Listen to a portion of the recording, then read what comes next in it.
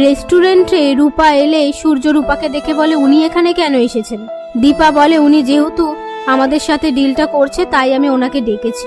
এরপর waiter order নিতে এলে সূর্য সবার জন্য অর্ডার দেয় আর দীপার হয়ে বলে ওনাকে স্ট্রিম ফুড বা সি ফুড দেবেন না, এতে ওনার অ্যালার্জি আছে।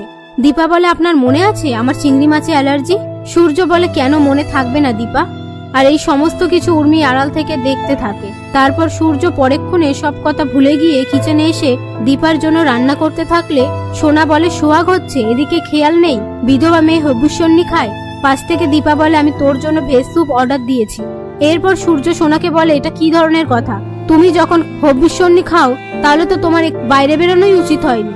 এ কথা শুনে সোনা সেখান থেকে চলে আসার সময় উর্মি এসে সোনাকে বুঝিয়ে আবারও সূর্য দীপার কাছে পাঠায়। তারপর উর্মি এসে সূর্যকে ওষুধ দিতে গেলে দীপা বলে, এটা কিসের ওষুধ?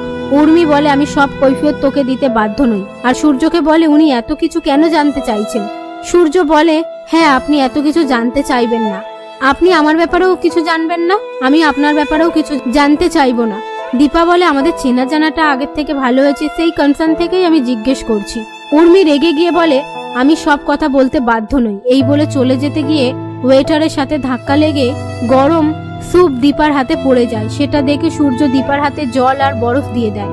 সেই মুহূর্তে কতগুলো গুন্ডা এসে সোনার সাথে খারাপ ব্যবহার করলে সেই সুযোগে উর্মি সূর্যকে ওষুধ খাইয়ে দেয়। পাশ থেকে একটা লোক সোনার দিকে আঙুল তুলে বলে, এই মেয়েটা এতটা রুড বিহেভিয়ারের জন্য এসব হয়েছে।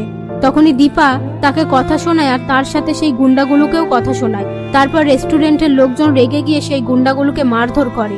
এরপর দীপা সোনার কাছে ক্ষমা চাইতে বললে তারা সোনার কাছে ক্ষমা চেয়ে সেখান থেকে চলে যায়।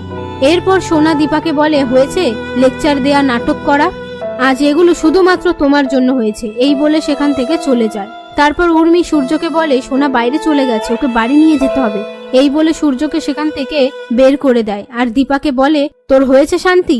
এই বলে সেখান থেকে চলে যায়। এরপর দীপা রূপাকে বলে, তোর বাবাকে দেখলি? ওনার এক্ষুনি সব মনে ছিল, আবার পরক্ষণে সব ভুলে গেল। নিশ্চয়ই কিছু একটা হয়েছে, সেটা কি আমাকে জানতে হবে। রূপা বলে, আমাকেও বুঝতে হবে। দীপা বলে, আজকে আমার উদ্দেশ্য সফল হলো না।